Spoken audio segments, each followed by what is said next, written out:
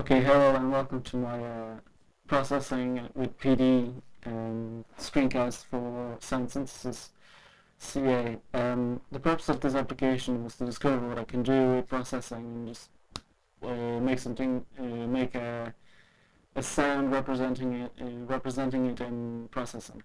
So what I did was that when I found vectors and Daniel Schiffman videos on vectors, I decided to use them and see what I could come up with. And what it does now, it allows users to control the ball with a mouse cursor.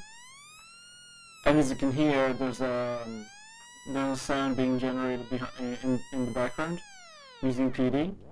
And when you right click and left click, the ball speed changes. Okay, so that's pretty much it.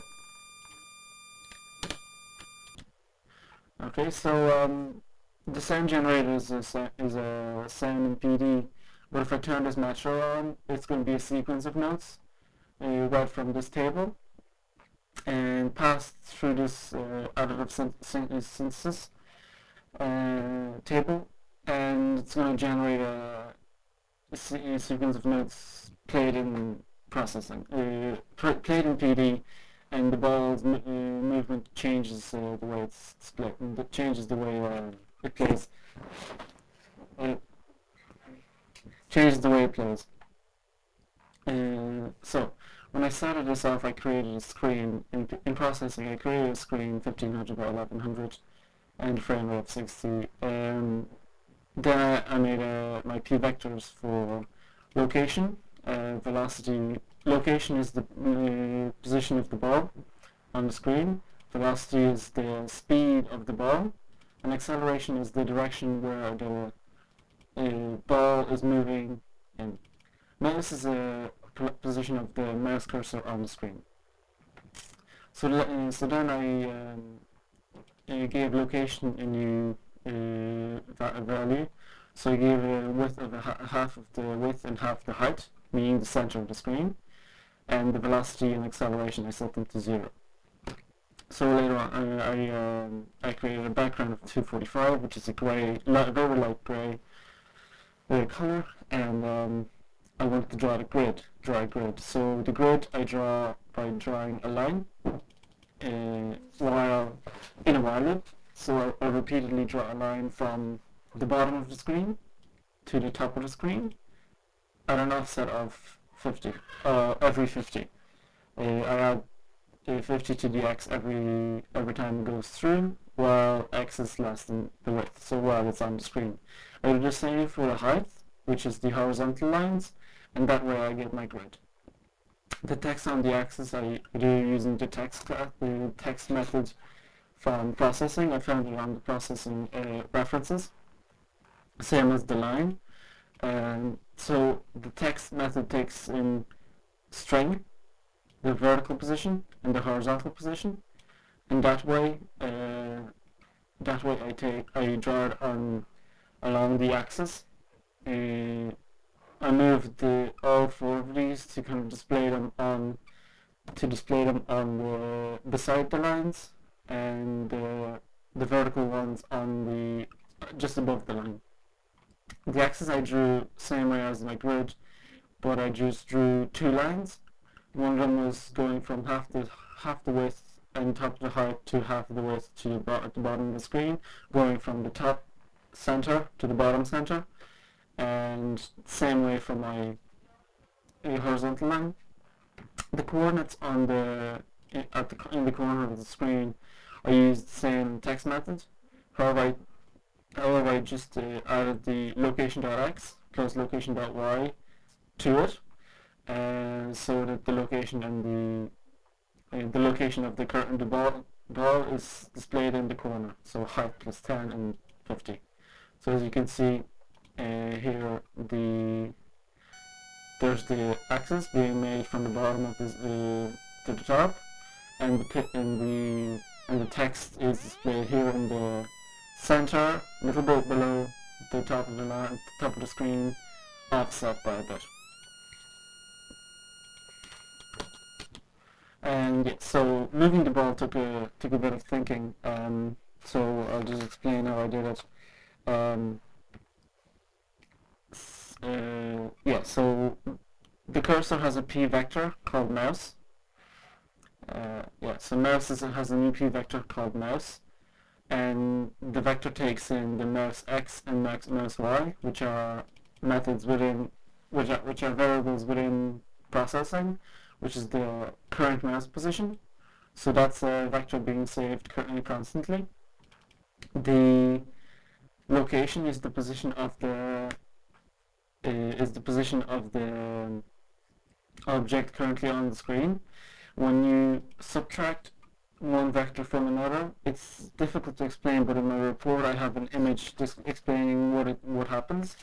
But basically what happens is when a mouse vector and the location vector are subtracted, you get a vector from one to the other. It's difficult to explain, but I have an image of that in my report. And then we set the mouse vector to have a magnitude of 0.5. So you're adding an acceleration to it, and then you take acceleration and you add it to velocity, and you add the velocity to the location. This will move the ball slightly every single time, and as you move the mouse cursor, the ball will follow. So at the beginning I set the limit of the velocity limit to 15, as just the default, and the acceleration to be acceleration vector to equal mouse. So to get it'll never be greater than 15, and that way this will move the mouse towards in the acceleration direction. So the ball was going off screen, so what I did was I put in two if statements.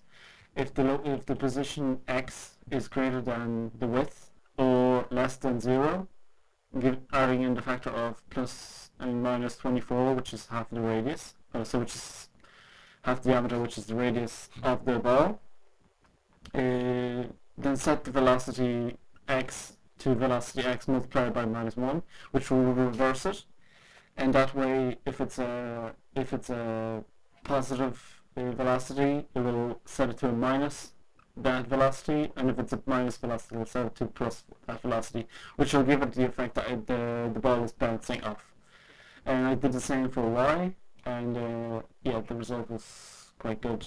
As you can see, so if the ball is here, it's bouncing off the side and the bottom. That's that.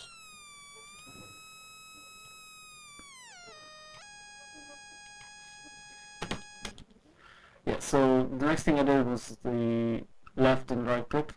I set the magnitude velocity to be set at a maximum limit of 15, but later on I have, if the left button is clicked, then the velocity is set to 5 and the color is set to green. But else, if the right button is clicked, then the velocity is set to 50 and the color is changed to red. Else, just leave the velocity limit at 15. I had them being to setting the limit, but it was getting way out of hand, and I did not like the way it was just going off all mad. So that's when I just draw my ellipse by taking the location x and the location y. The location y and x are being taken from this location, and the way it's moved and changed towards the mouse, so they will move, and I set the diameter to be 48 and 48.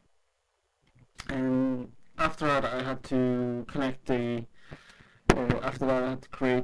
connect the 15, oh sorry, not the 15, I had to connect the PD to processing. So what I did was I took the code from class and I plugged in the OCP imports and at the beginning, and created the remote location net address Then I set up OCP5 equal this application and to send at the 12,001 port, and in my remote location to send out to 127.0.0.1 on port 12,000. Later in my draw method, I have new OSC message variables to take the X position and send it into PD to control the pitch of the OC, and the OC message to take Y value and set it to PD and control the amplitude of the tone produced in PD. Two values were taken in and PD connected to port 12,001, and using the OSC root /Y and X, the object, it splits the signal to do different things with the X and Y values. The X value was sent to the first number of the additive synth and split into 8 channels, creating an interesting sound. The Y value was plugged into the multiply tilde object and right into like controlling the amount of the signal the DAC will let through. This all together makes the continuous change of sequence notes that changes as the ball is moved. So to run the program, you open the zip file that I sent, and you run this CA2 pure data part sequence of notes PD, and in the folder you run this processing file, and when you run them, the PD will have run the metro, and the sequence of notes will be played. The sequence of notes will be played.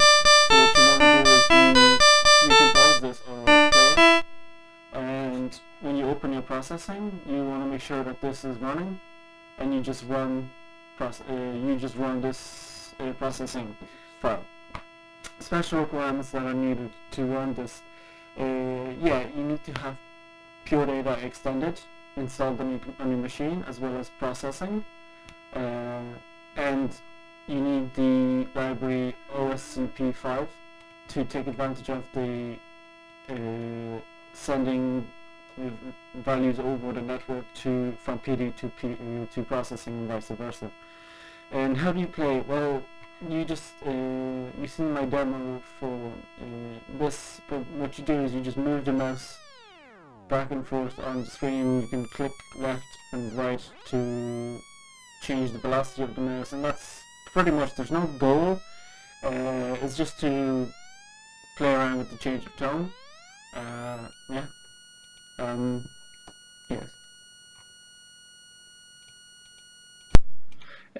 So I decided to display the ball on the background of a grid with a center axis to help the user grasp what's happening when they move the ball, and with the mouse cursor, I added the text pitch plus and minus with an amplitude plus and minus to help them kind of see what's changing when they move the ball, rather than just letting them figure out what's changing. So I added the left and right click to change, just to let the user play around with the different change of speed. What's actually happening is that the velocity is just changed here. So they don't need to know that, but they can just play around with the left and right click to speed up and slow down the ball. So I let one person, my brother, to play with this, and he said, well, it's pretty fun, and the way the sound is changed over time is really cool. So yeah, I think that the user's perspective of the background on the grid, with the grid, helped them understand that by getting the ball to move, the sound will change. So I think that it was quite good way to display sound change. There are two things I could have done, but I couldn't quite get them working. When the ball is moving, the sequence of notes, I wanted to set to increase the speed at which the beats per minute were being played. So rather than just having a constant 60 beats per minute, I would have wanted to change the speed but I couldn't quite get that figured out. I'm not sure what I was missing, but yeah, that's that. And yeah, that's pretty much it. So thank you for listening, and thank you.